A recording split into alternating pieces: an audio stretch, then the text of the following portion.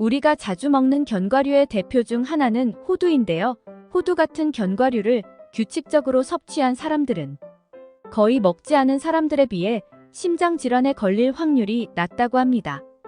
그렇기 때문에 호두를 꾸준히 먹으면 심근경색, 갑작스러운 심정지 등 심혈관 질환에 걸릴 확률을 낮출 수 있습니다. 하지만 호두를 먹을 때 반드시 주의할 점이 있다고 하는데요. 건강을 지키기 위해 꾸준히 먹었던 호두가 오히려 독이 되지 않도록 절대 먹어선 안 되는 호두와 효능을 제대로 보는 섭취 방법, 그리고 호두와 궁합이 좋지 않은 음식에 대해 알아보겠습니다. 우리 시청자분들의 건강을 위해 열심히 조사했으니 오늘 영상을 끝까지 시청해주시고 좋은 정보 많이 알아가셨으면 좋겠습니다. 구독 부탁드립니다. 과거부터 호두는 우리 일상생활에서 자주 볼 수 있는 음식인데요. 정월대보름에 호두를 깨서 먹는 불엄이라는 풍습부터 기관지에 좋은 약재로도 사용되어 왔습니다. 일상생활에서 견과류를 자주 섭취하면 심혈관 질환 발생률이 약 14%, 협심증을 비롯한 관상동맥 질환 발병률이 약 20% 떨어진다고 하는데요. 특히 호두는 일주일에 한 번 이상만 섭취해도 심장병 발생률 감소를 돕고 다른 견과류들에 비해 추가적으로 중풍 예방 효과까지도 있습니다. 호두가 심혈관 질환 예방에 좋은 가장 큰 이유는 불포화 지방산이 풍부하게 함유되어 있으며 특히 오메가3 지방산인 알파리놀렌산이 가장 많이 들어 있습니다. 또한 호두는 인슐린 저항성을 떨어뜨려서 혈당 조절에 도움이 된다고 하니 우리가 꾸준히 챙겨 먹어야 할 견과류가 되겠습니다. 이렇게 건강에 좋은 호두지만 이런 호두는 오히려 건강을 해치게 될 수 있으니 반드시 피하셔야 하는데요. 바로 오래되어 불쾌한 냄새가 나는 호두입니다. 특히 냄새가 나는 호두는 오히려 독이 될 수 있습니다.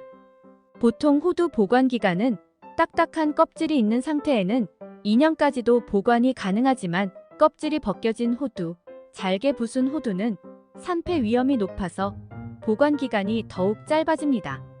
기간과 관계없이 호두의 색상이 검게 변하고 쩐내라고 하는 불쾌한 냄새와 맛이 난다면 절대 먹지 말아야 합니다. 왜냐하면 견과류 곰팡이라 불리는 아플라톡신 때문인데요. 강력한 독소를 뱉어내는 견과류 곰팡이는 25도 이상, 습도가 60% 이상 되는 덥고 습한 환경에서 잘 자랍니다. 아플라톡신은 국제암연구소에서 지정한 1급 발암물질로 소량만 섭취해도 간세포를 괴사시키고 더 나아가 간암을 유발할 수 있는 무서운 독성 물질인데 물에 씻거나 가열해도 없어지지 않는다고 합니다. 약 268도 정도의 온도는 되어야 분해되기 때문에 일반적인 가열조리 과정에서 분해되지 않습니다.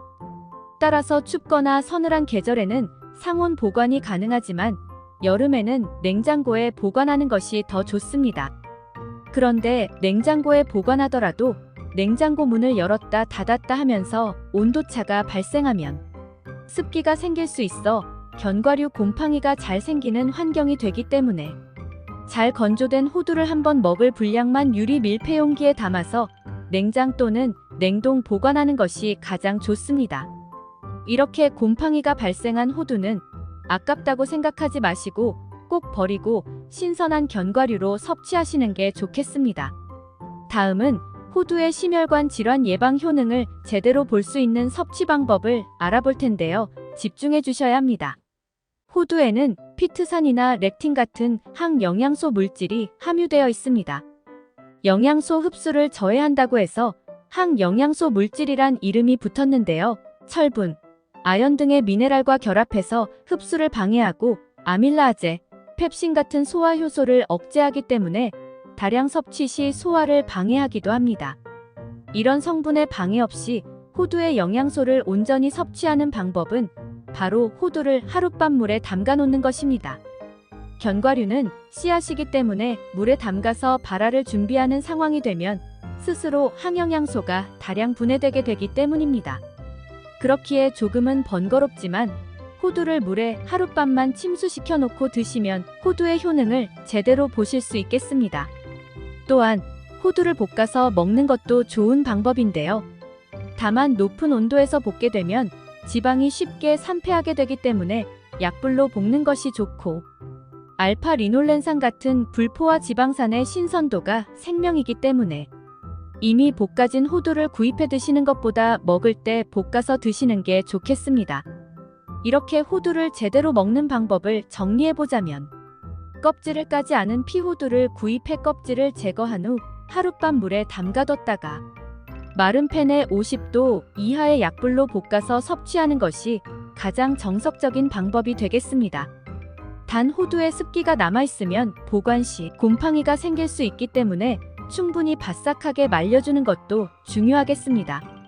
이런 항영양소인 피트산이나 렉틴에 대해 걱정하는 경우도 있는데, 이들 항영양소는 꼭 나쁜 것만은 아니고 대장암 억제, 담석 예방, 항산화 작용, 콜레스테롤을 조절해주는 등 좋은 기능도 있으니 호두를 한꺼번에 과다하게만 섭취하지 않으면 괜찮습니다. 한 연구 결과에 따르면 하루에 호두를 25g에서 30g 섭취하는 사람들이 심장병 발생률이 가장 낮은 것으로 밝혀졌는데, 크기마다 다르지만 대략 호두 6알 정도에 해당하는 양입니다. 또한 식사 직후보다는 식간에 먹는 것이 좋기 때문에 오전 오후에 간식으로 2알씩, 또 저녁 식사 후 출출할 때 2알씩 먹어 총 6알이 적합하겠습니다. 마지막으로 호두와 궁합이 좋지 않은 음식에 대해 알아보겠습니다. 칼슘이 많은 멸치는 견과류와 의외로 궁합이 좋지 않은데요.